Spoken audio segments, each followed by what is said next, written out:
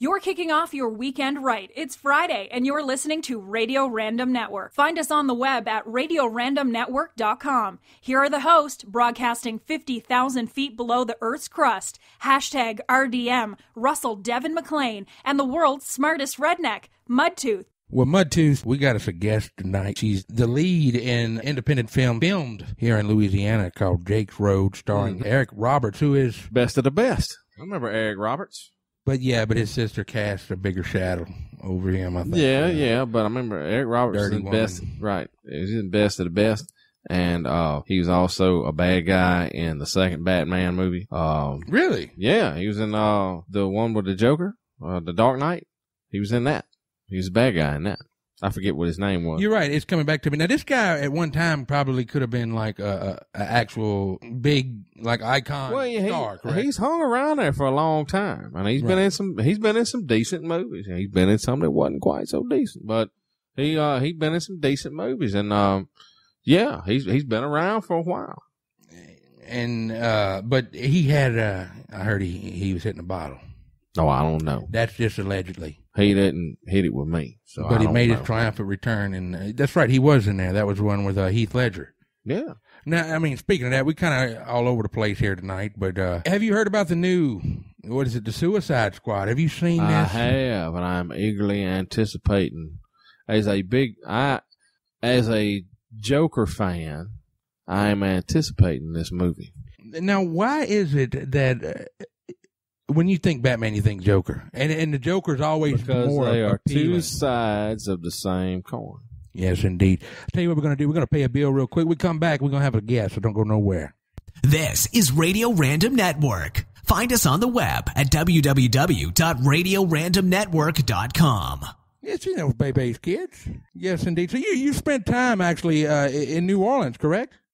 Yes, actually. I actually have a house in Mandeville. Actually, let's. I guess we'll get right into it. When did you decide that acting was something that you wanted to pursue as, a career? I would say about 5 years ago. I was in Los Angeles, and I kind of started a little bit there, with castings and different things, and then I guess I got the bug, and I just, took off with it, and I just started, booking roles and getting like one-liners and things like that here and there, and I mean, I've always liked, to be on stage and theater and things like that because I started off as a dancer, actually, a flamenco dancer. So I was familiar with, theater and things like that. And I guess, I would say about 5 years ago, I kind of just buckled down and it was something that I wanted to do as a career move. All right. Now let's back up a little bit because he was talking about Folsom. I'm raised out probably about 10 miles from Folsom there, a place called La Ronja. Are you familiar with La Ronja? No, I'm not. Okay. Well, you said you was a flamenco dancer? Yes, flamenco dancer, yes. Is that something like the Hucklebuck? It's it's like it's a Spanish dancing from Spain. Yeah, a lot of stomping, a lot of clapping. Yes, and in case you ain't figured it out yet, we like to have fun on here. No disrespect. I mean, no, that's great. No, it's totally fine. I've danced like flamingos before. It's all good. Well, and that's what I was going to ask you. I had seen where you was a flamenco artist, and I didn't know. I didn't know if you had how many flamingos you had painted, but now I realize that it was a dance. And forgive my ignorance. It's okay. I guess it's kind of for you. I guess this is kind of one extreme to the next. I actually caught you on, I guess, cheap plug for Jimmy Star, but I actually caught you on the Jimmy Star show today. Yes, I was on the Jimmy Star. Yes, yeah. Yes, I was. Yes, indeed. You went north all the way south. It's all good. Jimmy and Ron, they're good people. We love them. They It was a lot of fun. They're really nice. Mm-hmm. As you was, I guess, growing up as a kid, was I guess entertaining or acting or anything? Is that something that kind of you wanted to, I guess, kind of inspired you? Well, like as a child, I started in dance, I guess you could say, because I've been dancing since I was like 4 years old. Like I started off in classical ballet and training, and then so I kind of like the whole, theatrics of it, and doing like theater performances and like dancing, but like, plays and things like that, but like, in a ballet form. So, I mean, I guess I've always been interested in entertainment and things like that, you know, so it was kind of like this. So the transformation was just so easy, you know, just happened. It's kind of just like really organic. It was just an organic move, I guess.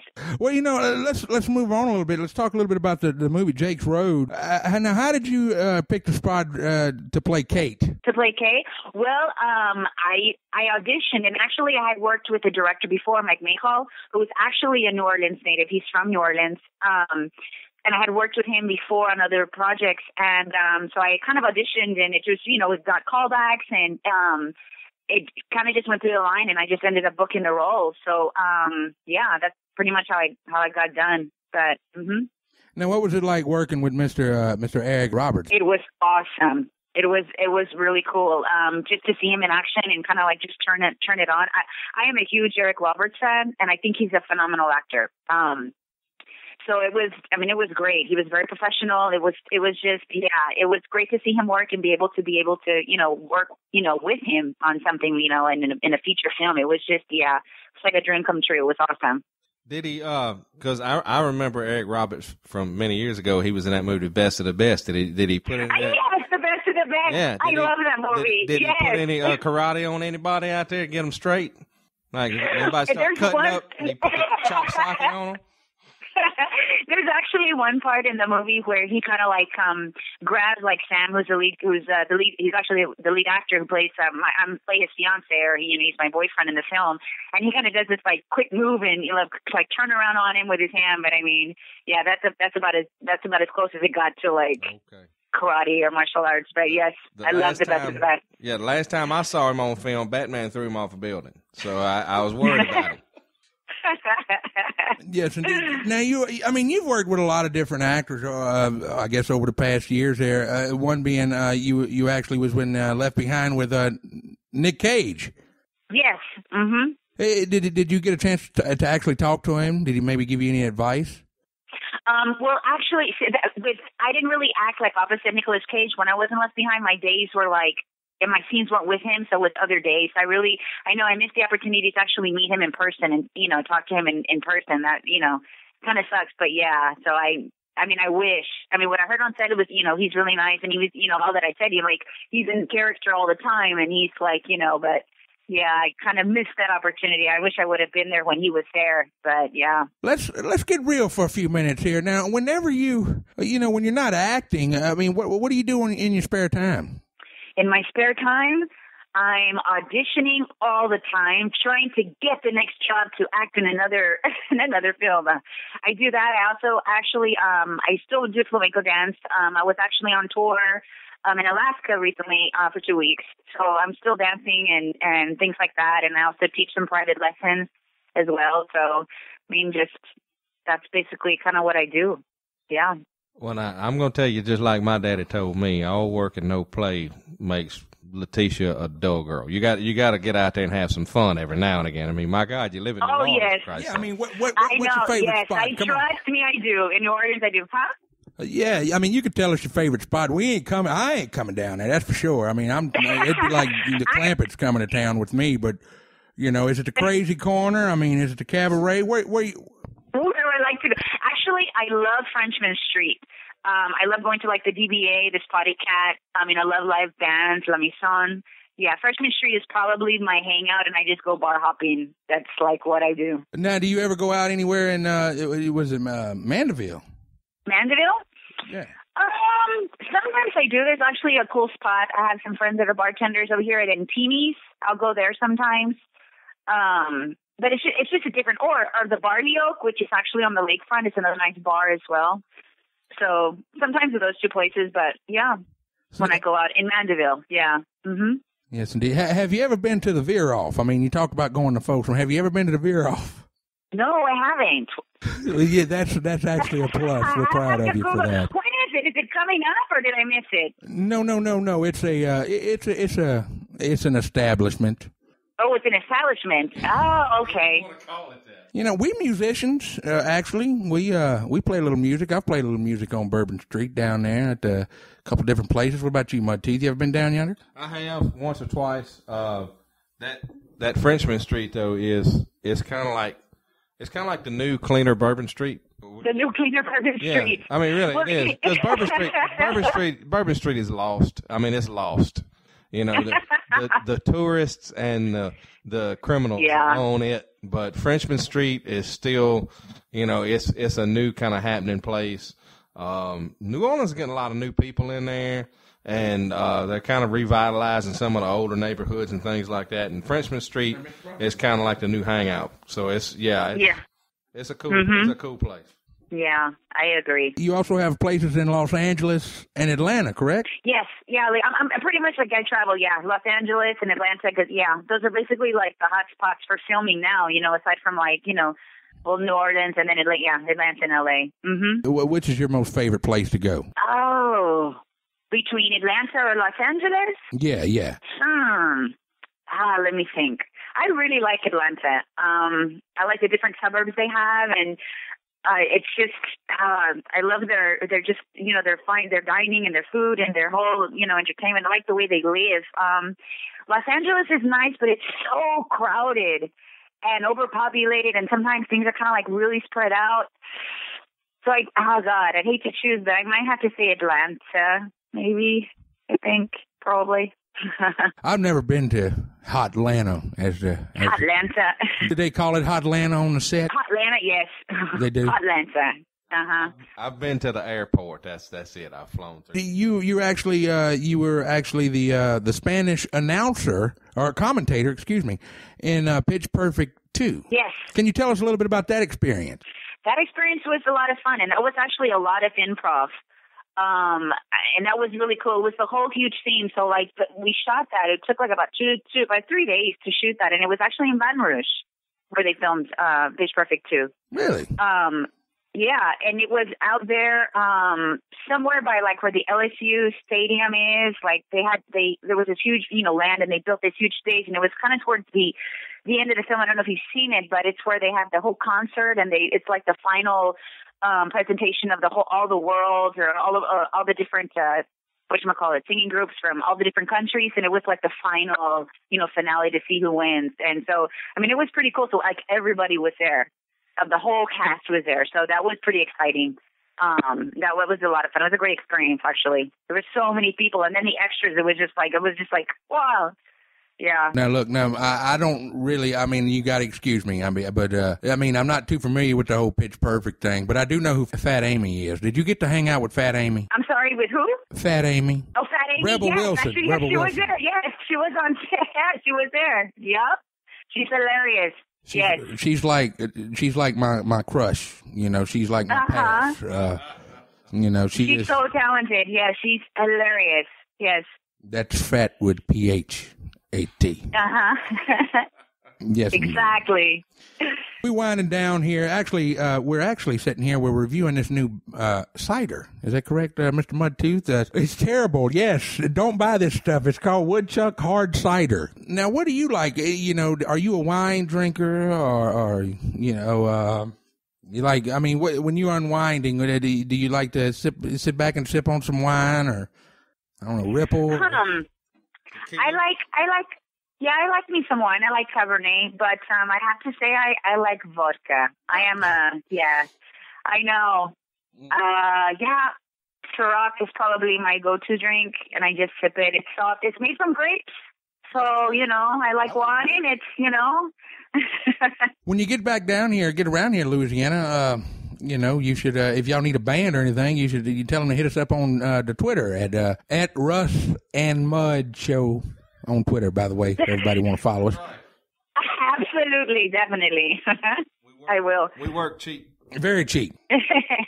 We've had fun, and we appreciate you letting being a good sport while we was being ourselves here. But with all of that said, I guess I'm not going to ask your bra size like I did on the show earlier, but do you have any advice that you can give to maybe any young, inspiring flamenco dancers, or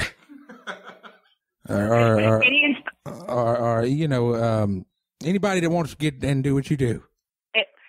The only thing that I can say is, like, you know, just keep going at it.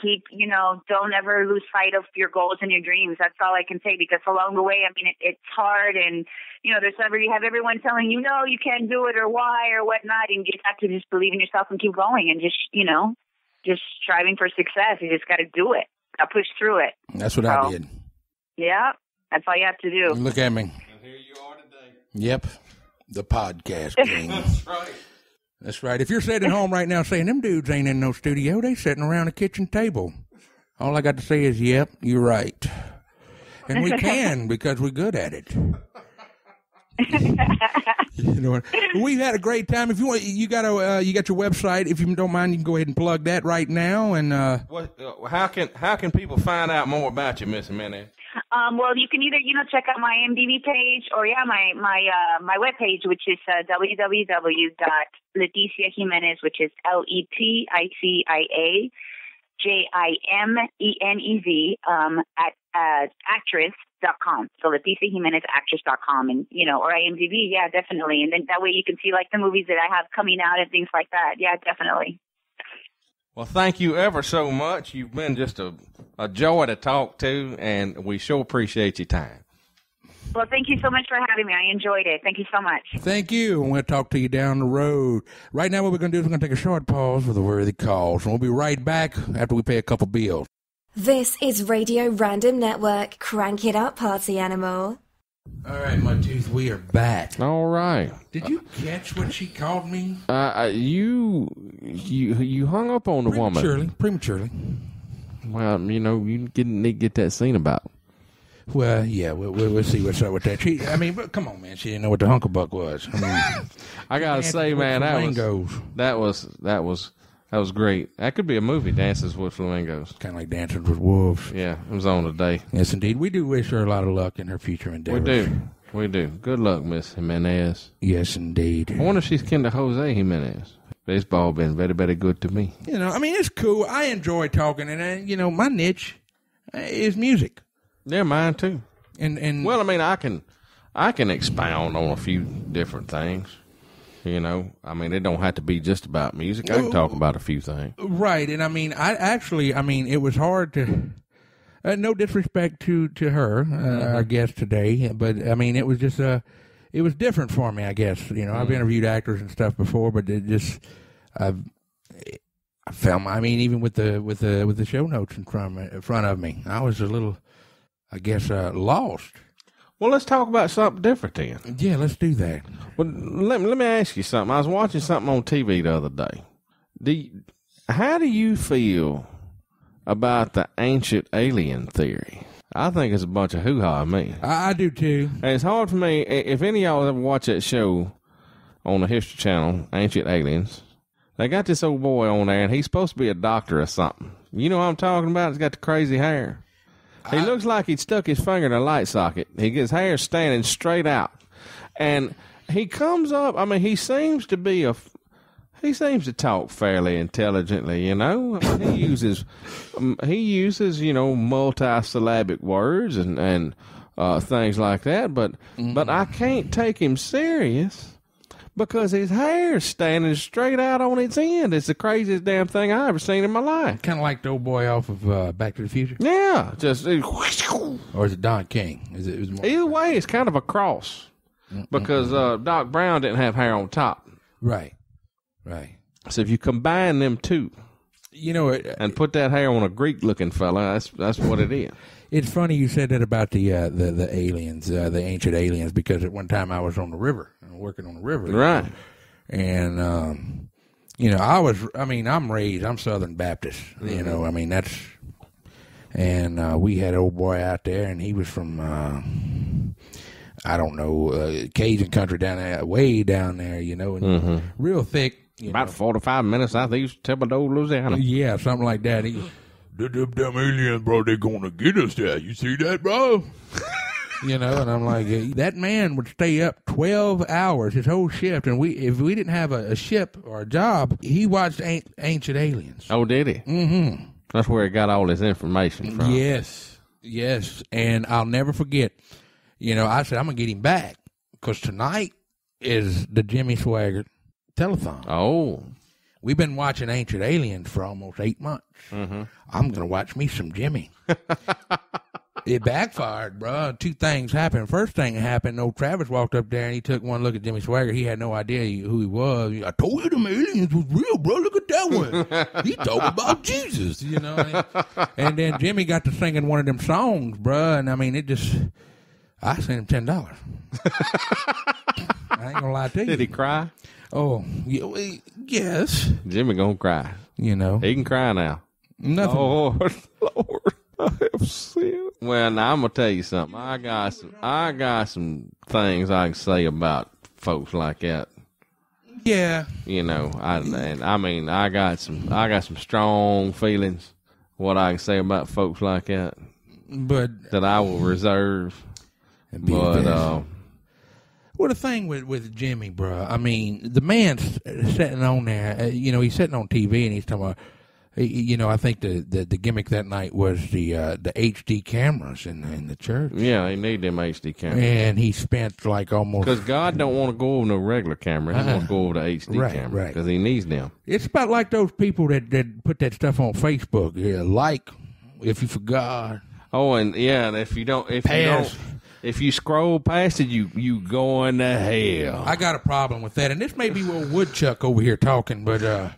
I don't know. I ain't drank enough of mine. It's folks. Let me just say, if you are in a store and you pass, and I've had Woodchuck hard cider before, but if they have the version that is called Hopsation, stay away from it. Hop Forward cider, yeah, you just hop on by that because it's terrible. It tastes like there's a dead skunk in it, and I don't know why anybody would want to drink this foolishness. It's terrible. Well, after about 4 or 5. After they 4 or 5, no, it takes more than 4 or 5 sips. It's terrible. Well, I mean, I smoked a menthol cigarette, and my taste buds died. Look, you talking to a man used to drink Night Train wine, okay? That's mean. It's a mean wine. And I used to drink a goodly amount of it, all right? And this stuff here is terrible. You talking about wine? Have you ever? I mean, me and you got to talking the other day off air about some of the greatest TV shows of all time, and you brought up Fred Sanford. Well, I got on YouTube, and lo and behold, every season of Fred Sanford's on YouTube. Oh, so yeah. That was an all-nighter there, but Ripple was Ripple's choice of... that's what his go-to was. Mm-hmm. And he, if it was a special occasion, he'd mix it with champagne and have champipple. Right. Or you can actually make a mint jipple. That's it. But have you ever tried the Ripple? Ripple went away before I come on. There was no Ripple to be had when I started my foray into the world of adult beverages. There was no Ripple. We had all kind of, we had, what's the word, Thunderbird, and we had Night Train, and we had Wild Ice Rose, and Mad Dog 2020. Now, back then, they only had 2 kinds. They had the grape and the orange. I don't know why you'd want to drink the orange kind, but we used to drink the grape kind. And then now they got they got something that's like turquoise, and they got like banana red Mad Dog and all that. It's just all kind of different kinds, and then they had Cisco. And when Cisco come out, it was like an urban legend. Like, people was drinking, man, they had some dude down in New Orleans, he drank that Cisco and he died. It killed him. And that stuff's got like cocaine in there. People was making up all kind of stories. And it was terrible. I don't know what was in it. But it was pretty much, agreed that if you drank a bottle of Cisco, you was going to at least see Jesus, and you hope it was a hallucination. It was some bad stuff. You got the whole Mudtooth family sitting here in the studio. You have... Yeah, I got my niece. Niece, Mia. Say Mia. hello, Mia. Hi. How you like hanging with your Uncle Mudtooth there? It's never a dull moment. Did you have any idea that people called him Mudtooth? I had no idea until I think the first night I saw y'all do this was last week. Mm-hmm. And I heard him talking here, and I was like, what is he doing in the front room for so long? Who is he talking to? And I come in here and I see all the equipment, and I'm like, oh, okay. I thought he was crazy enough, I thought, to talk to himself, so... I think sometimes, you said that I watch my kids sometimes walk down the hallway because they're real quiet. When I'm sitting at the desk, everybody's real quiet, except for Tanya, but that's a different story. But, they look, and I remember one time, matter of fact, it was on a Roy Clark. Roy Clark called. It had the great Roy Clark, and I don't know. Do you know who Roy Clark is? Sadly, I have no idea. Mudtooth, you need to school her. But anyway. He's working on it. He's doing a good job so far. I seen he had you on some Hendrix last week. That was awesome.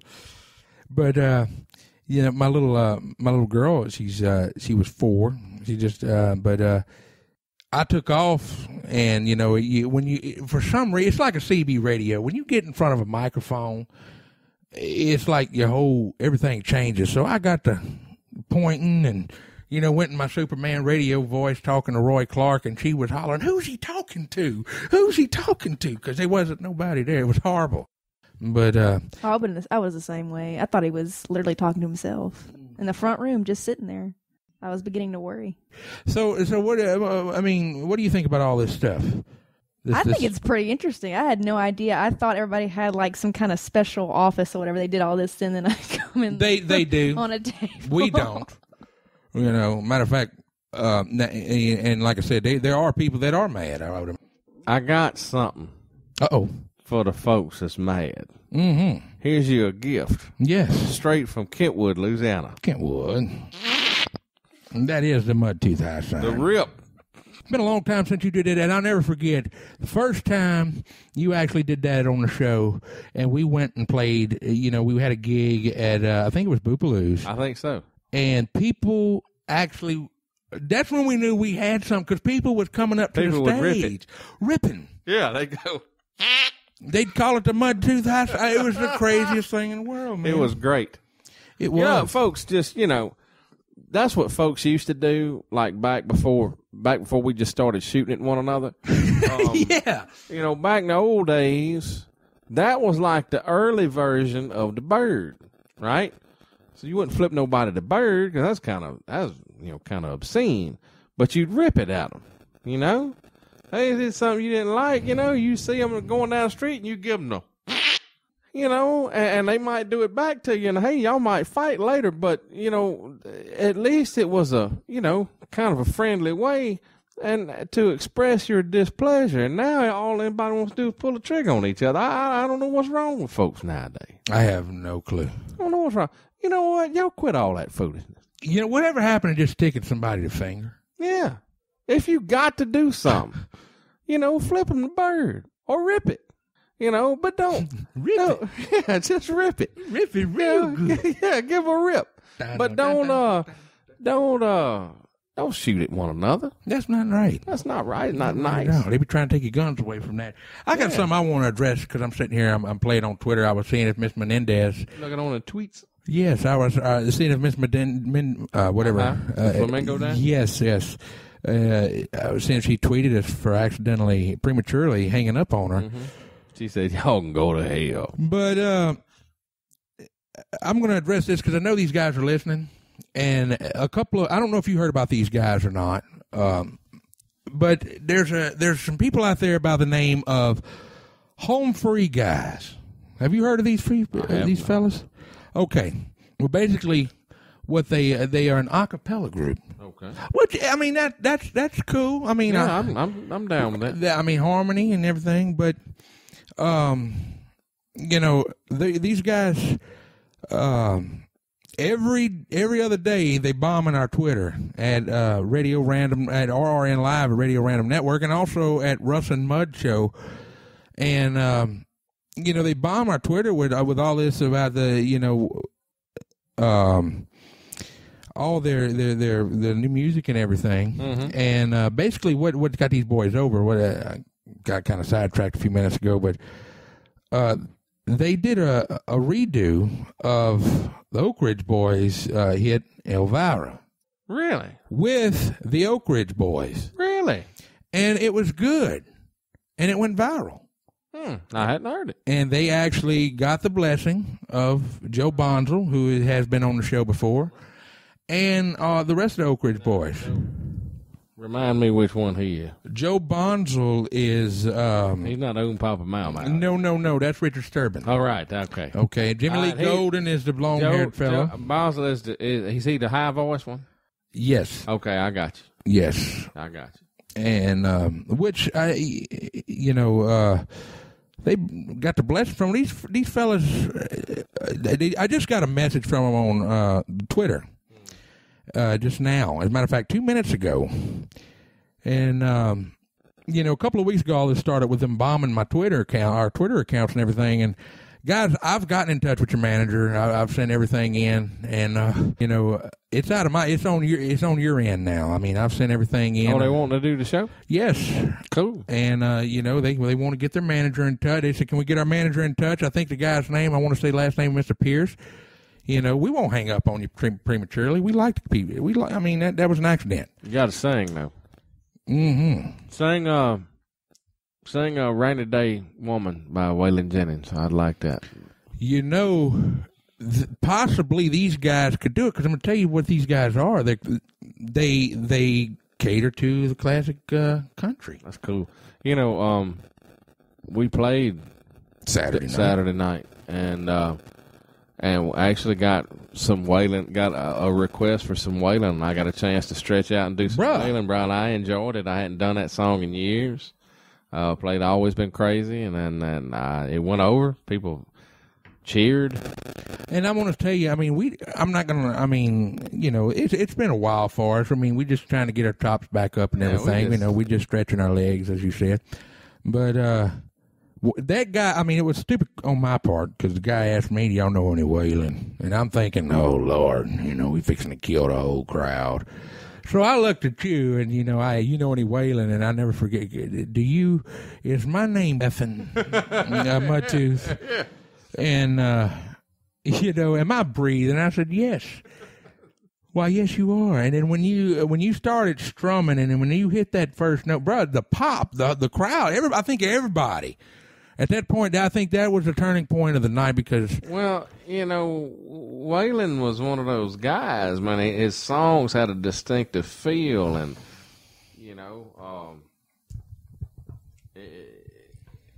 not all of them. He did some slow stuff, too, but, they all had that drive, man. Waylon had that. This is what he was known for, It's all his songs had a certain drive to them. He was always one of my musical heroes. I was glad I got to see him live before he died. And when I got to play, it was just a treat to be able to play that the other night. So whoever requested that, man, thank you. I want to say it was, it might have been Mr. George Truax. It very well could have been. If it was, George, thank you. Yes, indeed. I enjoyed that. We'll get you on here one day, George. But back to them home free fellas there, Home free. Get your, it's Mudtooth at RadioRandomNetwork.com or Russell at RadioRandomNetwork.com. You can get in touch with either one of you. We can hook you up with a date. Speaking of which, you talking about Waylon, we segueing back and forth. Have you seen all the sucking up your boy Luke Bryan's been doing?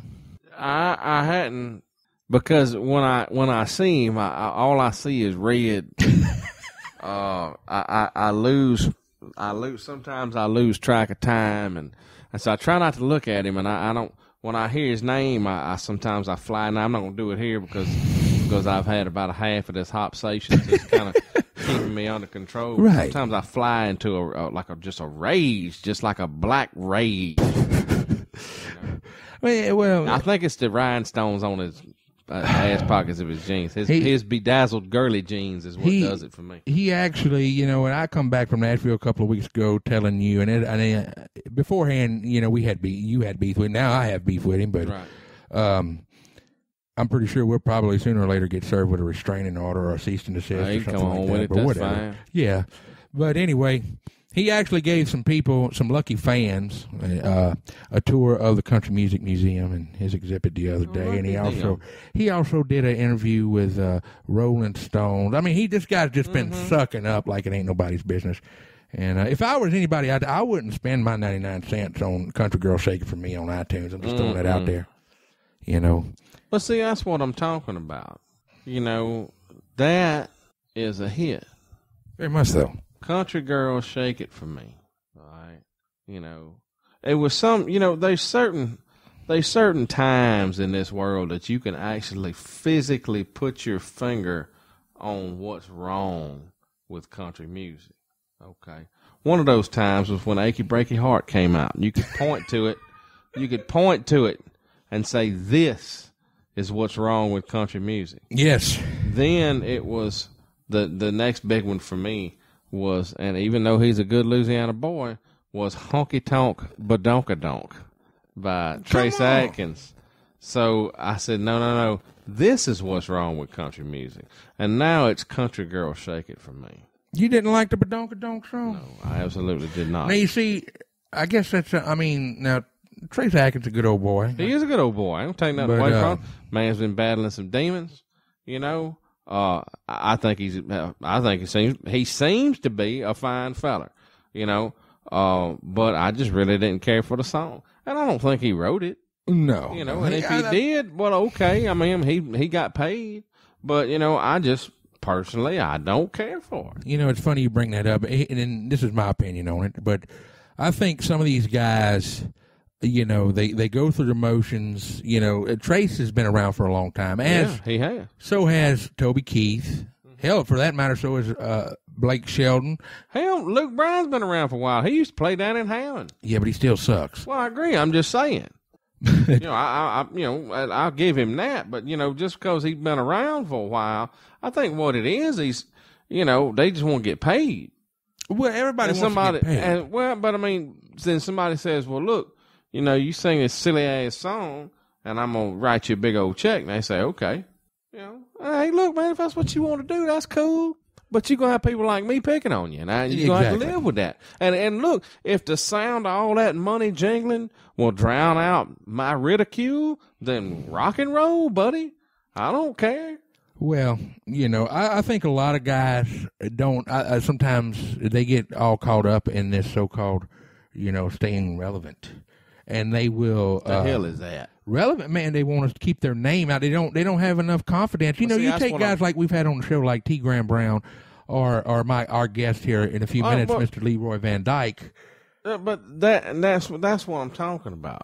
What is relevancy? Now, you had T. Graham Brown. You know, man sings, "Help me turn the wine into water." That's a song about alcoholism. Well, yeah, that's pretty relevant. And it's something a lot of people have either went through themselves or know somebody or has been touched some way in their family by that. Mm-hmm. Okay. See, that's what relevancy used to be. It used to be Merle Haggard singing about, you know, the plight of the working man. Pretty much. You know, it was Willie Nelson singing pretty much back then. It was pretty much the white man's blues back then. You know, exactly. It was, you know, that kind of stuff. And it, you know, now it's Country Girl, Shake It For Me. I can't relate to that. You know what keeps me up? You know what wakes me up in the middle of the deep, dark night? When you find out Luke fell off the stage again? No. It's that a lot of these people that like that crap vote. That scares me. That is scary. That scares me to death. And we don't talk too much about politics. I don't either, and look, I encourage you to vote early and vote often. But that scares me to death. Now, what is the younger? I mean, now, I'm 30 years old. I mean, there's a little age gap between you and I. Not much. But, I mean, I grew up on basically, my stuff was 50s and 60s rock and roll, you know, which, I mean, my favorite of all time is Jerry Lee Lewis, who at the time. Killer. Right, but they wasn't singers, bruh. They were stylists. No. When they come on the radio, knew that's Jerry Lee Lewis. Jerry Lee Lewis, I think, was one of those artists that he couldn't be really captured by audio recording. I mean, you needed to see him because he was a force of nature. You can say what you want. I mean, he got up there and you see them old films of him. Yeah. From back in the day. You know, I had an uncle went and seen him, told me one time, he said he set his piano on fire and played it till it burnt to the ground. Now, and I never did know the man to lie. I mean, you know, that's what you got when you went and saw Jerry Lee Lewis. There's been many stories. What was it back in, and you can correct me if I'm wrong, because this is plumb hearsay, but was it the Ponchatoula Hayride at one time? Was there a such thing as a Ponchatoula Hayride? I don't know if they had the Louisiana Hayride. Right. But I think they also had something in later years in Ponchatoula that they may have. I'm not sure. You know, George Jones was booked with Naturally. Yeah, he wasn't gonna But everybody at that time, nobody got mad because everybody paid so they can say I was there and he didn't show up. Right. Well, according to my grandfather, God rest his soul, Jerry Lee Lewis come to town. You know, and this was after the whole scandal with Myra, his ex, cousin. Right. And he said that Jerry's band was better than Jerry Lee. And Jerry Lee walked out and looked at him and cussed him and walked off the stage. That don't surprise me, no. You did too good. That don't surprise me because you ain't supposed to show up to kill her. And it's hard to do. Well, absolutely it's hard to do. And I do believe in my heart of hearts that if that scandal did not happen, that if Jerry Lee Lewis, if he had a filter, or if he had somebody or a PR person or a babysitter say, don't do that, Jerry Lee Lewis probably would have been bigger than Elvis Presley. I think there's grounds to believe that. Now, it's talent on two different things. I mean, Elvis was a much better singer than Jerry Lee was. At what point? In the old days. I'm not talking about... You talking about Memphis Flash Elvis. Right, yeah. I'm talking about one of the $1 Million Quartet days. Okay? Yes. Let's put them all together. Yes. Okay. Elvis had a tremendous... You got to say, Elvis Presley had a tremendous voice. Jerry Lee Lewis, I mean, was and is a tremendous musician. I don't know. He's probably forgotten more about a piano than most people will ever know. Okay, I mean, and it was natural talent. You can tell, like he was born with a lot of it. You know, and like I say, was just passionate about. You know, I never saw. You know, Elvis. You know, got up there and shook his hips and all. And that was just, you know, at the time there was nothing else like that. Right, there was nothing else like it. But he didn't play or perform with the force that Jerry Lee did.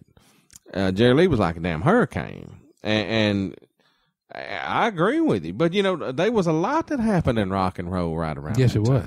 There's a lot of stuff happened, a lot of weird stuff happened. Elvis goes in the army, you know. Jerry Lee ends up, and look, man, it's a bad decision. Chuck Berry goes to jail. Who else? Johnny Cash went to jail. And you also had maybe it was a couple of years later, maybe something like that. But you had. Buddy Holly, Big Bopper, and the day the music died. Right, Richie Valens, which we almost lost Waylon on that.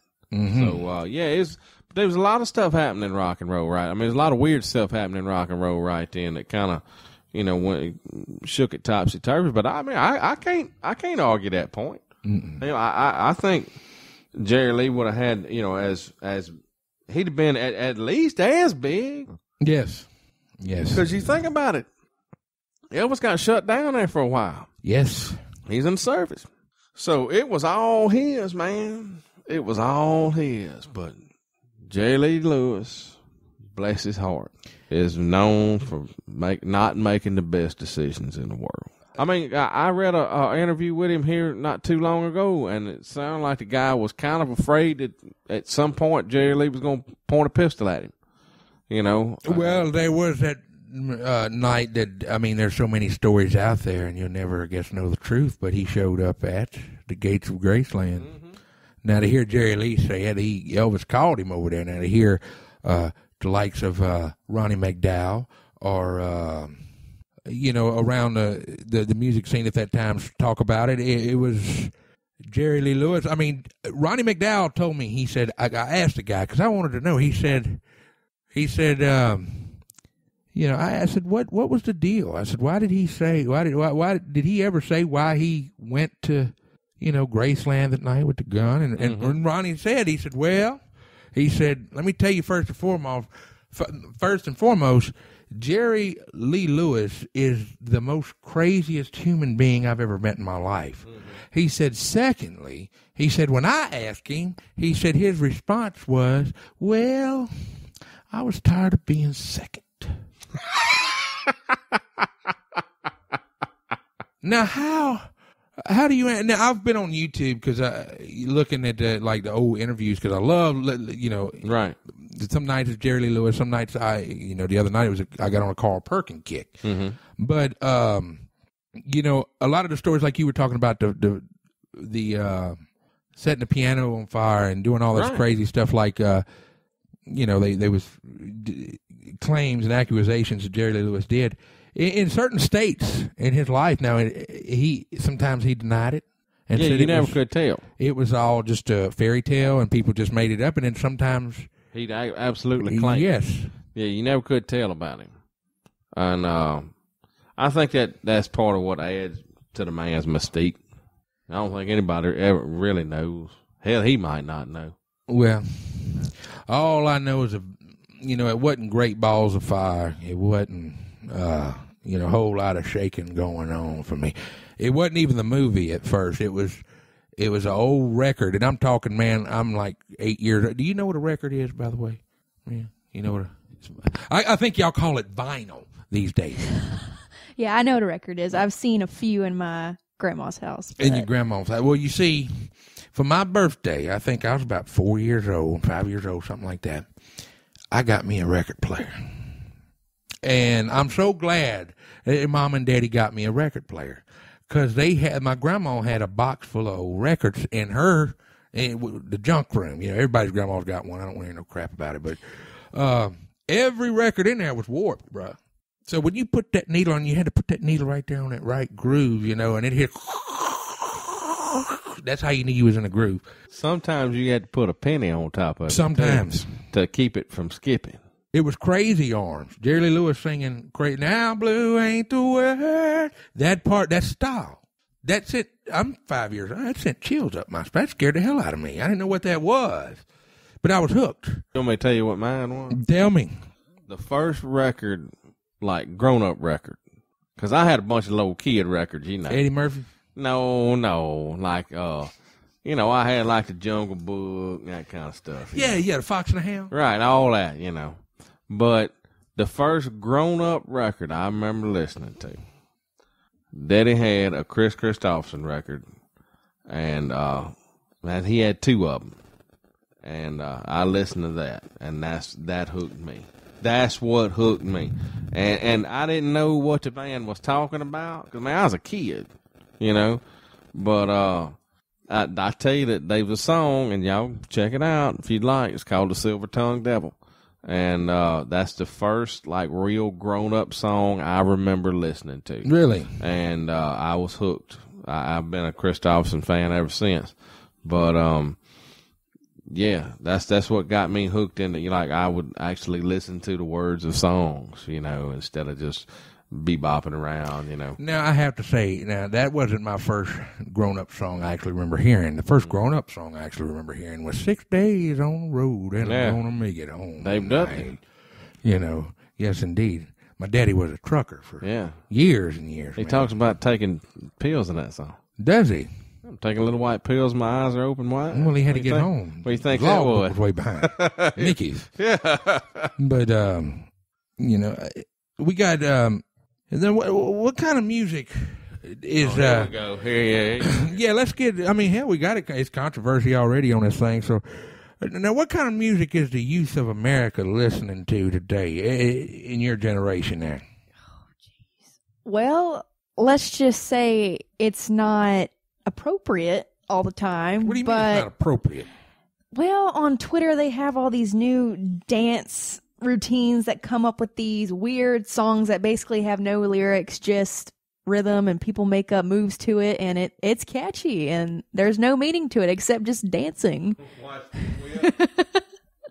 Yeah, I even got my little cousin doing it with me. She's even teaching me the moves, so that's in 1992. If you heard somebody whip Nene, you'd think, "Damn, I wonder if he went to jail."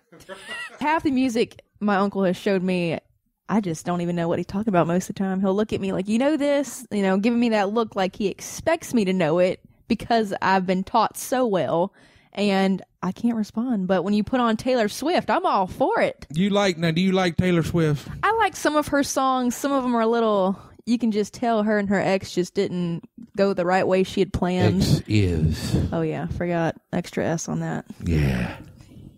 But I have been, when we're in the vehicle together, I put it on Outlaw Country. Mm-hmm. And so she has heard some of it. And be honest, you said you liked it. It was actually pretty good. It was that type of music you could sit down in a quiet room and actually just relax to, not have to get up and think about, wait, what did they say? Or wait, what was the point of that verse? Or there you go. It was enjoyable. I liked it and it actually had meaning to it. So, but when I tried telling my friends about it, they're like, oh no, I've never heard it. I don't listen to that. Is he a rapper? Is he a rapper? Merle Haggard? Yeah, that's the hag. Call him a rapper. See what he does. Yeah. Yeah, he's a rapper, all right. But you know what's cool about guys like Merle Haggard and like Willie Nelson, and this has been said 1,000 times already, but for them to just get out of their recliner and take their slippers off and put their boots back on again, go in the studio, fire one up, and write a #1 hit and knock all them young fellers off the charts, and then just go home laughing all the way to the bank. That shows creativity, fellas. That separates the men from the boys. You know, and I'm serious.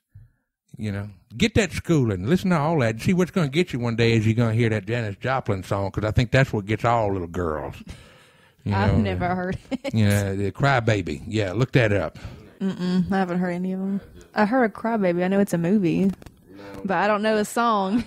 All right, you know, next week Mudtooth is going to be out doing Mudtooth things, so we're not going to be here, but I'm going to give you a little homework.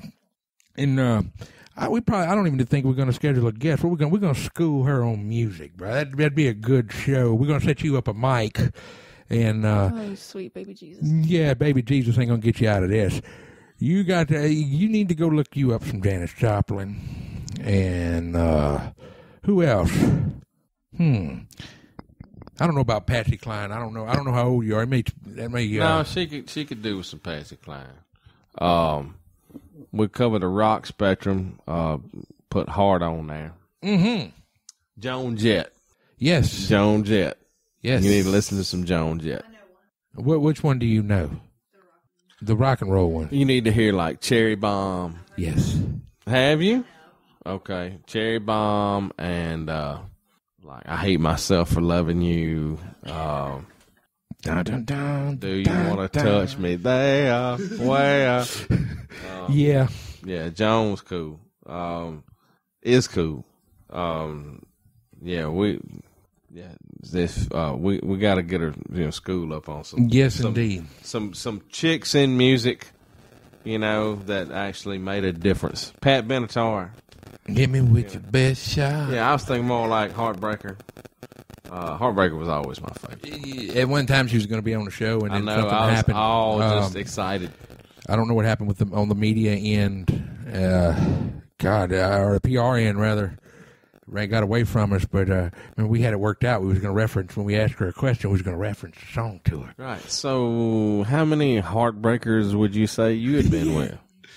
Yeah, you could tell. All right, Miss Benatar, hit me with your best. Yeah. With all that said, sad news coming out of the rock and roll world this week. Oreo Speedwagon lead guitarist passes. I heard that. It's sad to hear. The Grim Reaper comes for us all. He is no respecter of persons, but when it's nobody likes to see one of their fellers go down, and Speedwagon, we're sorry, and we'll be thinking about you. To hear it on a high, well, I don't know if you're going to take this on a high note or not, Mudtooth, because the man owes you $30, but he's going to the big house. Son of a gun. David Allen Coe is in hot water over He ain't there yet, but I'm going to tell you something. If he was ever, and y'all can say what you want to, and I don't too much care.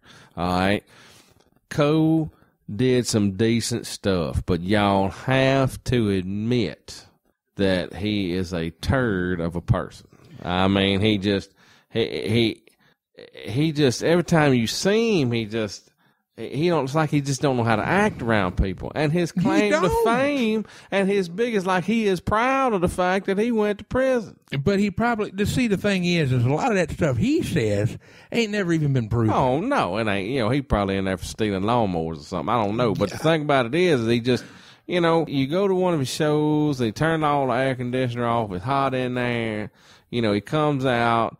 I ain't never seen him play a show straight. He most time couldn't tell you what his name was. I've seen him one time where he couldn't remember the words till you never even called me by my name. How can you not do that? I'm just telling you. I seen him on one show. He couldn't sit up straight, because he can't stand up no more. Not all night. So he sat down and he's all kind of hunkered over to one side. Then he strummed on an E chord for about an hour, and the band looked at him like they didn't know what in the hell he was doing. Because they did. And he was mumbling. He'd get up and get to mumbling stuff, and then he'd stand up and start railing on about how his fifth ex-wife took all of his stuff, and all these people in the crowd go, woo! I'm like, y'all are retarded. Yeah, they want to talk about how he's hanging out with this one, that one, and the other one. Because it was just whiskey talking. Dude, he started rapping. It was like a bad dream that you couldn't wake up from. Like, I'm waiting on, like, Jason to come out and start chasing me with a damn machine. Or whatever that is in your garage. Yeah. Hey, that's right. Russell, you met Captain Jack tonight. Yes, indeed. That looked real. I don't care. I'm gonna tell you something. You gotta, you get used to him. Okay, you get to Captain Jack is a Halloween decoration that stays here at my house, and it's a pirate skeleton. He's got like a outfit on. He's in the corner. That's where he stays until it's time for him to go on display, which won't be too long from now. That's right. And anyway, Russell come pulling up, and garage door was open, and there's old Captain Jack in there, and Russell got him mighty nervous. He was in front of that mirror, bro. I mean, you got him the way y'all got him set in front of that mirror. It looked like a pumpkin head. Yeah, almost, it was. Russell got him mighty nervous. I think he that would have been if he was gonna come high stepping in here. That was, oh boy, talk about high stepping. But I actually got out and hollered for you. I was like, thought it was me.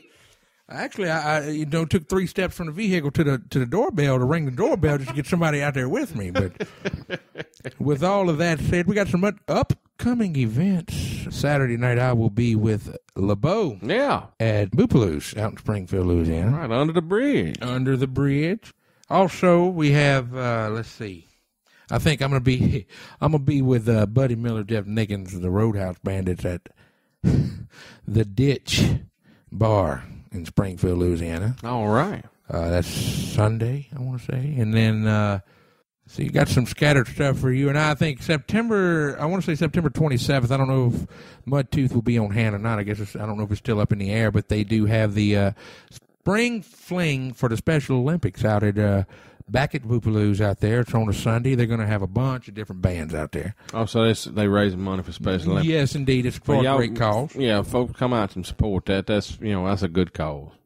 Yes, indeed. And if I can make it, I will be there. If That's not, I will be resurrecting the Magnolia Fire Band. Oh, my word. Yes. And love to have you be a part of it. Actually, I really don't want to do it if you ain't going to do it, but I mean, I'll still show up. It's a good cause, man. Yes, it is. I'm actually proud to be a part of it. Yeah, it's a good cause. You do that. Like I say, if I can at all do it, I'll be there. But now this Saturday, I'm going to be in Tiger Stadium watching them whoop up on them Auburn Tigers. Oh, we're going to beat them. We're going to beat them like a rented mule. Well, we're gonna beat them like they owe us money. Yeah, I went Saturday night, folks. Everybody gonna be at the Tiger Stadium. I'll be there, which is fine. And that's something. I mean, people for everybody listening that's not here in Louisiana, that the way it works down here, especially if you're a musician, I know some of my independent musician friends are listening to us. Right. When a LSU football game is playing, you do not start under any circumstances. You can start after halftime. Yeah. You you're talking about something that actually affects when people get married. I mean, people try not to schedule weddings on LSU home football dates because they know that there's a lot of people, some of their family included, that's going to be at the ball game instead of being at their wedding. Yes, indeed. You know, it's a pretty serious thing. Getting all that out of the way, one more thing here that's very important is my friend Mike Deaton and his son Doug. Absolutely. Mike is trying to raise money for his son, and reason is, and Doug, I've been doing Doug since he was, well, hell, we both was kids, I guess, but, you know, Doug's a hard-working guy. He's got family, he's got kids, and they still haven't figured out really what's wrong with the fella. Right. And I don't know all the details for that, but you can go to RadioRandomNetwork.com. You can get, you know, I'll have a link up if you would. I mean, $1, $5, whatever, anything is good. I mean, just this ain't, and we don't share the GoFundMe thing on here because there's so many people out there, you know, wanting to raise money for. What'd you say the other day? Hoopla. Yeah. Let me just say that right now. If you just somebody. And you think that we're just gonna raise money for you? You gonna get that idea out of your head? Yes, indeed. But you know, this is a different situation. We know the people that's involved in this, and we know it's a real deal. And we would not put our names behind it if that was not the case. That's it. I watch Mike Deaton every year bust his behind as part of the Greater Baton Rouge Drummers Collective to make that happen, to raise money for the Ronald McDonald children. Even the thing with the Special Olympics. Now he's not only going to be there on you know, at the Boopaloos thing on the 27th, but he does like 3 or 4 different events throughout the year where they don't call him. He goes, he volunteers his time as sometimes as a DJ or whatever they need that man to do. He's there for them kids. So good-hearted Mike Deaton, great drummer, great friend, great guy. Just go support Doug. It's called Doing It for Doug. It's on GoFundMe, or you can just go to RadioRandom.com and check it out. And with all of that said, we are on social media. You can find us at Russ and Mud Show on Twitter. And if you just want to connect with the Radio Random Network, that's RRN Live on Twitter. We are on Facebook as well. You can find all of that good information at RadioRandomNetwork.com. And with all of that said, we're going to wind it on down. I'd like to send a shout-out to Clint Morris for hooking us up with Cameron Diaz and or whatever her name was. Cameron Diaz? I think say who in that? What? Is that who we was talking to? Call her back. Well, with all of that said, Mudtooth, now, you know, it's about that time we get down to the nitty-gritty. We've talked about music, but now we got a true icon that's fixing to be on here. I'm talking about none other than the auctioneer himself. Had the pleasure of talking to him the other day, Mr. Leroy Van Dyke. Just walk on by, wait on the corner. That's a good one. Shout out to Clint Morris again and October Coast gang. I think I done did that, but no big deal. We're going to pay a bill, and when we come back, I am going to be joined by Leroy Van Dyke. Don't forget, next week we'll have Pandy. I think it is Pandy. Pandy Suicide. From the Suicide Girls. That should be pretty cool. I'm going to have a special co-host. I think it's going to be Mr. Randy, the Animal Porter. So that's going to be very interesting, to say the least. Maybe Jazzy make an appearance. Yes, Jazzy will make it. It's going to be ladies' night at the Refuge. Oh my word! And it's going to be the first. And I'm bringing a Suicide Girl as a date. How about that, boys? All right. Until next time, I'm #RDM Russell Devin McLain. And I'm #Brown Mudtooth. And we'll see you down the road. Tune in every Tuesday at 7:05 p.m. Central Standard Time for a show created for musicians and music lovers alike. Backstage with #RDM. All right. My guest today has been sharing music with the world for almost 6 decades, or a little over 6 decades. He and his wife Gladys are responsible for the Country Gold Tour and bringing greats together and sharing country music with the world. I'm talking to none other than the legendary Mr. Leroy Van Dyke. How you doing, Mr. Leroy? Everything is great. I hope everything's good there, too. Everything is wonderful, friend. So we'll kind of get started from the beginning for those that are interested there.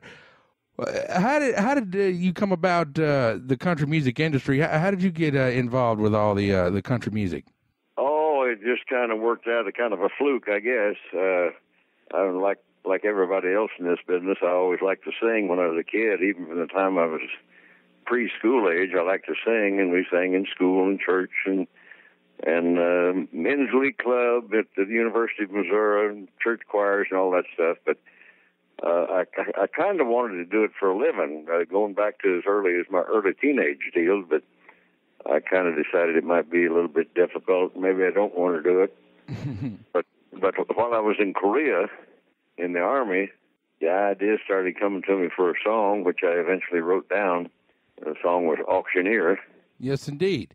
And a couple, 3 years later, I was doing a talent contest, which I lost. But before in Chicago, before I got out of the studio, the phone was ringing. Within 2 weeks, we had a record out, and within 3 months, we'd sold 1 million records. So that's the way I got started. Yes, indeed. Now, the year for that was 1956, correct? And that was that's correct. Yes. You wrote The Auctioneer. That was with Mr. Buddy Black. No, I didn't write it with Buddy Black. Buddy Black stole it from me. Really? Yeah. He had nothing to do with writing the song.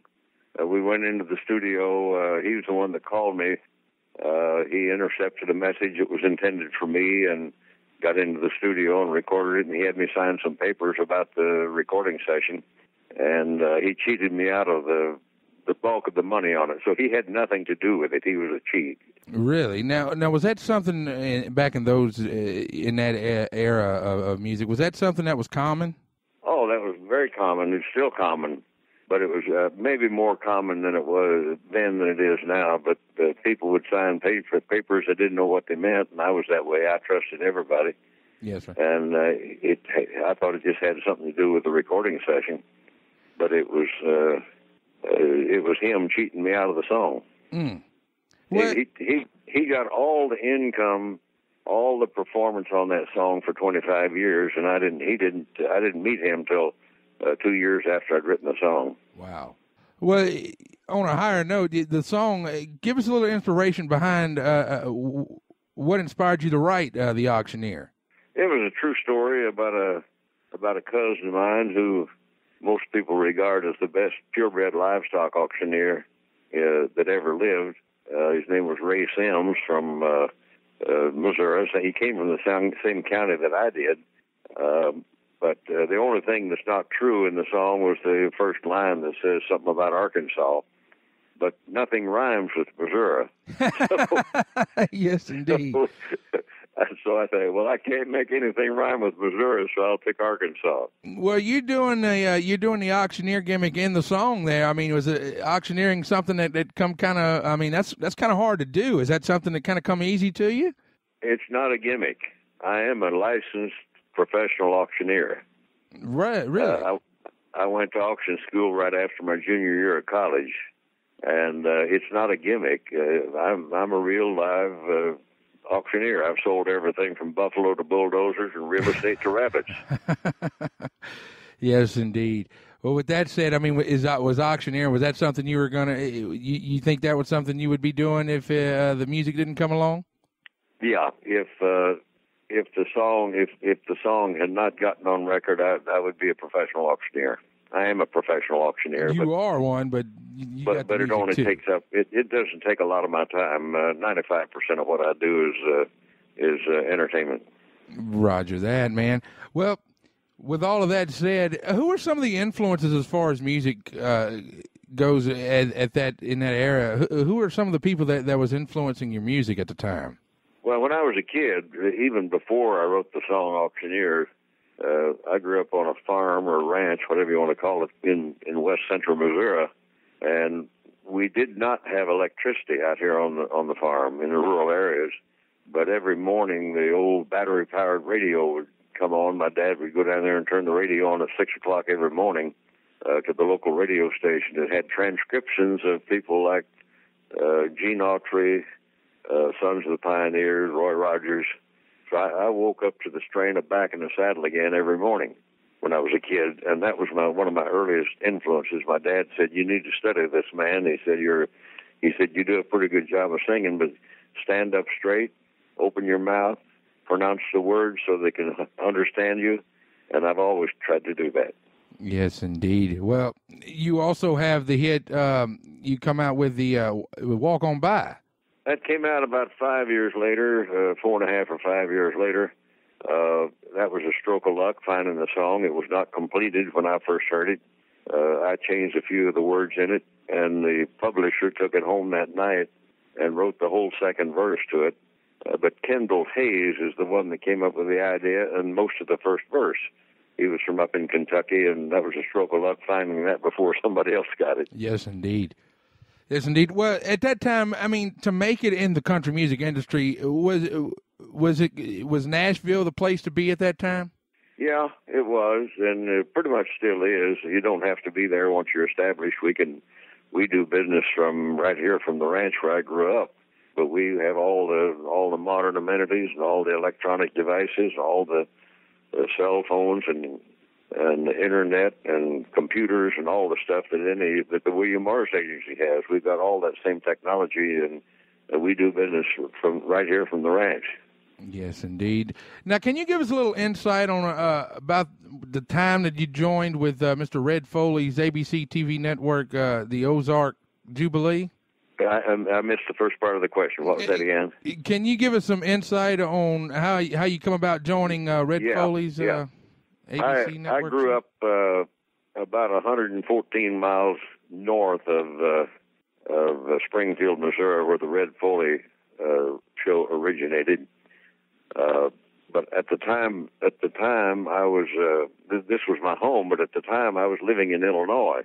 I was a field man for a purebred in the purebred livestock department for a livestock newspaper, traveling several states all over the country actually, and that's where I was when the song came out. But in the meantime, I went down to see the folks at the Ozark Jubilee with Red Foley, and believe it or not, before the record came out, I played the record for them, and they said, well, we don't have anybody that can do that song here. And I said, you're looking at the guy that could do the song. I wrote it. I thought that was kind of a stupid statement. And I think they felt a little foolish after it was over and the song had sold 2 or 3 million records. But anyway, I went down there and I met Red Foley and some of them. I also met Cy Simon, one of the people in charge of the Ozark Jubilee, and also met Porter Wagner. He was down there at the time. So that's my first introduction to them. That was about 1957. Song came out in 58, and then they invited me down there for a guest appearance on the show, and eventually wound up as a regular on the show for 3 years, from about 58 to 61. Wow. So that, I mean, you pretty much interacted and performed with many, many greats that has graced the stage. Yeah, I was a regular on the show, but I wasn't there every week because some of the weekends we'd be out of town playing show dates all over the country. But I was there about the time, maybe right after Brenda Lee got started, and of course Porter Wagner was down there. A lot of the people you see on that eventually went to Nashville after the show went off the air performed on the Ozark Jubilee. It was a very popular show. Yes, indeed. Now we'll fast forward into what you've been up to lately. You have you and your wife. You put together the Country Gold Tour, and you put together a lot of great performers such as T. Graham Brown, Jim Ed Brown, Bobby Bear, and many others. Can you give us a little insight on what inspired you to do that? The whole concept of what we call Country Gold Tour is the brainchild of my wife, Gladys. She runs the office. She does all the booking. She keeps all the books, files the income tax. She does all the paperwork and all the phone calls connected with running this business. And I think if she was if she wasn't here, if she got sick, I think I'd just have to run a full page ad in all the trades and say thank you and good night. I'm out of here. Yes, indeed. But several years ago, we'd played. Many times we'd have repeat bookings. They'd like what we did, and at a fair or some other get-together. And we'd play a show, and they'd book us back for the next year, and maybe sometimes book us back for a third year. And finally, at one of those deals, somebody said, we can't keep bringing you back here every year. Talking to Gladys, they were. And said, what can you do that's a little bit different next year? And she said, well, why don't you bring in a Country Gold Tour? She had never used the term before, but she just grew it right on the spot. And they said, well, what's a country gold tour?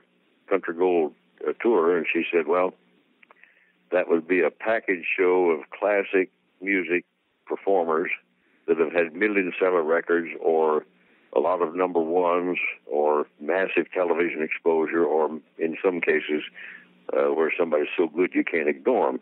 So she originated the term, she originated the show, and since that time we've played the Country Gold Tour shows, the package shows, in about 24 states and 4 foreign countries.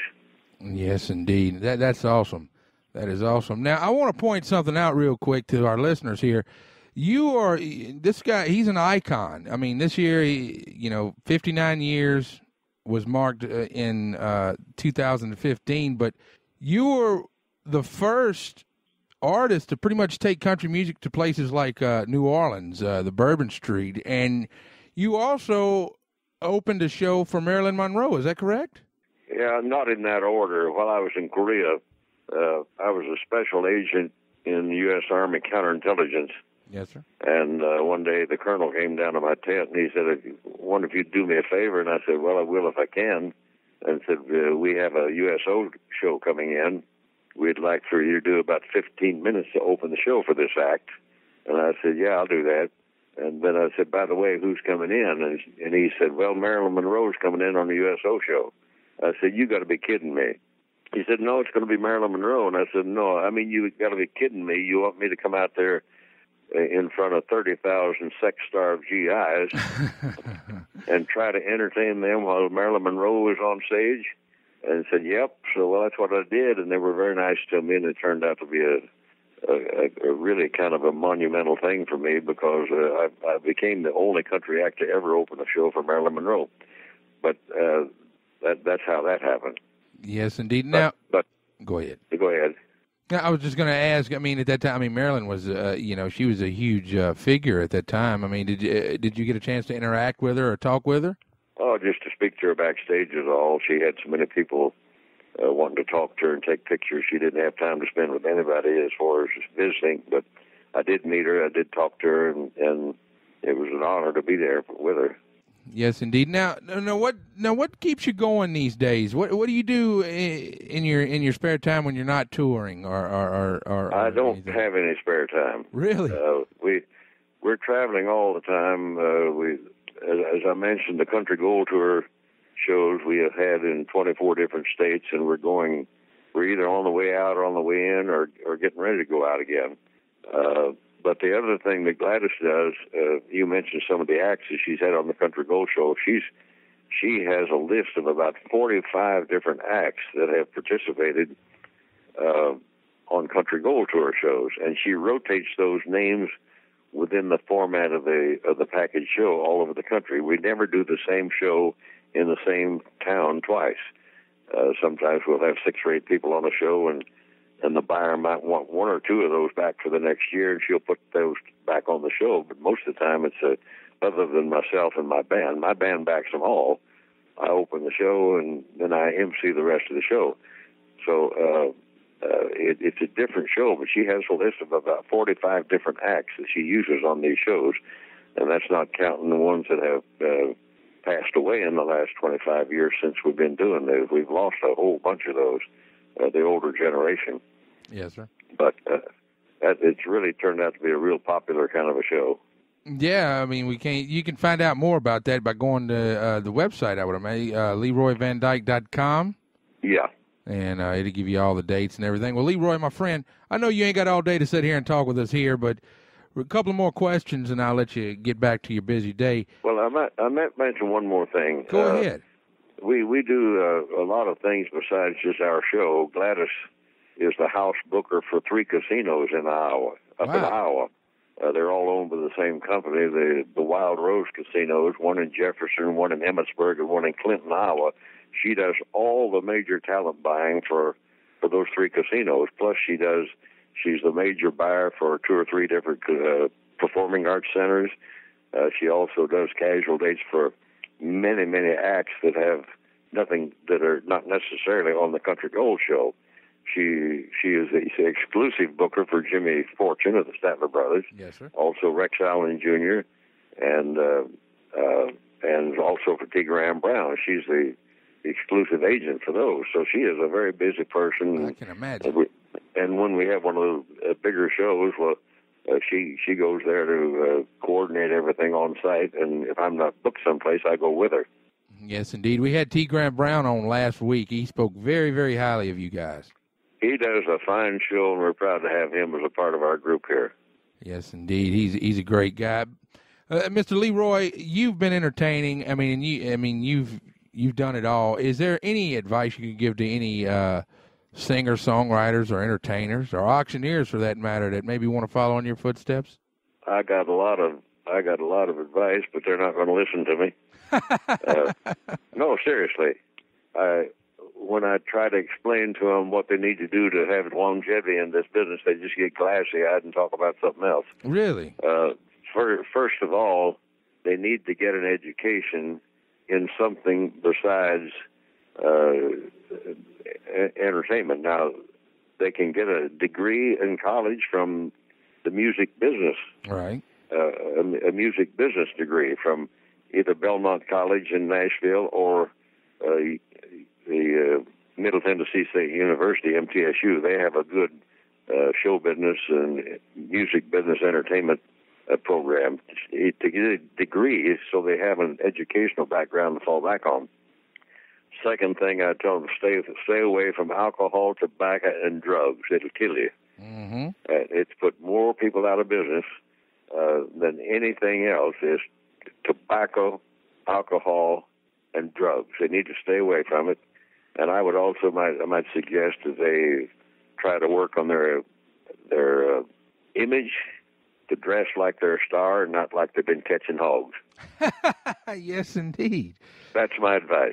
Yes, indeed. Well, I mean, you were known as being very professional, I mean, and also, you are a star. I mean, you said that earlier about the people not wanting to listen and they get all glassy eyed. I mean, for somebody that's been in the business as long as you have and has been in this industry as long as you have, I mean, it's almost unheard of these days. No, they don't dress up. They look like bums.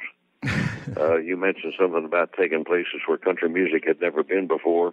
I noticed people like Pee Wee King would have a hit like Tennessee Waltz, and he might sell 75 or 100,000 records of it, but Patty Page sold about 9 million records of it. Ray Price would get a hit song in the country business, and he'd sell less than 100,000, and they thought that was good. And then Guy Mitchell or somebody would come along and record the same song and sell 2 or 3 million of it. And I thought, well, something's wrong here. If the music is good enough to go to New Orleans, to Bourbon Street, if the music is good enough to go to the Strip in Las Vegas and all the nightclubs and all the television shows, then the people who create those hits should be good enough to take their own music there and not have it done by somebody else. So that's the reason we put together the kind of show we did, so we could take Walk On By, an Auctioneer, to the Strip in Las Vegas. Yeah. Nobody has ever had a hit on Walk On By or Auctioneer but me. Right. And that's because we dressed in such a way as that we could take our music to Broadway or to the Ambassador in New York or the Ambassador, the Waldorf in New York or the Montleon in Louisiana or to the Ambassador in L.A. We take our own music to those places, and nobody else has ever had a hit on those two. Right. That's awesome. And with that said, I mean, we're sitting here talking, we're getting kind of, you were talking about the images and everything. Now, it's totally, as you know, today's country music, well, if you want to call it country, but today's music world, it's not the same at all. No. Real quick, and I don't want to get anybody in no trouble or anything, but what are your thoughts on today's country music, if you want to call it that? Well, I don't understand it. Of course, I'm a couple of generations ahead of all this stuff that's going on now. I think I'm not the only one that feels this way. Merle Haggard said, listen to any of this new stuff and see if you can pat your foot to it, or can you sing harmony to it, or can you understand any of the words? country music, classic country music, should be a song that tells a story, and you should be able to understand the words, and it should be the voice should be out to where you can hear the words and know the story, and not be covered up with a bunch of noise. That's my opinion, and I'm going to stick with that opinion till I die. Well, my brother, I tell you what, I'm only 30 years old, and you said that you don't understand it, and you're a couple of generations. I don't think it matters what generation. I don't understand it neither, to tell you the truth. I'm again not trying to get anybody in any trouble, and I'm sure I might get in a little hot water over this, but when I come in here to interview a guest, we cater to classic country, or we call it, we just call it the good stuff, because that's what it is. You cannot relate. I'm 30 years old, and I was raised in the country, but you cannot relate. I can't turn on the radio today and relate to none of that, so it's not appealing to me. But if you take something like Walk On By or T. Graham Brown's Hell or High Water or something like that, you can relate to it. Yeah, you can, and you can understand. Just listen to anything that Merle Haggard does. You can understand every word. Or listen to the songs that Claude Gray produced years ago. One of the best voices that ever hit country music was Claude Gray. You could understand every word, every intonation, every syllable in that song and not wonder what he was saying or what it meant. The new stuff makes a good background noise to play in a tire changing shop or something like that, where it's just background noise, but it's not good to listen to. Yes, indeed. I agree with you 110%, my friend. And with all of that said, I don't want to take up no more of your time. Is there anything you would like to say or before we go to your fans or anybody out there? Oh, we just let the fans know that we appreciate every one of them. They've been with me, a lot of them, almost 60 years, 59 years, and I appreciate every one of them. And just watch for our shows, watch the website, see where we're working, come see us and say hello. We definitely going to be doing that, and anytime I see you guys around here in Louisiana, we certainly going to throw some promotions out there for you. And I want to tell you, it was an honor and a privilege for me to sit here and spend the time that I've spent with you on the phone talking with you. It was a real honor, and I really appreciate you calling in and giving us some of your time today. Well, we appreciate what you're doing. We sure do. Thank you. Thank you so much, Mr. Leroy Van Dyke. I appreciate it, and we're going to keep it country. Take care of yourself. You too, Mr. Leroy, and we are out. All righty. Take care. Bye-bye. For more information about the hosts, guests, or our other weekly programs, visit RadioRandomNetwork.com. Join us next week for another entertaining episode of Russell and Mudtooth. Thanks for listening.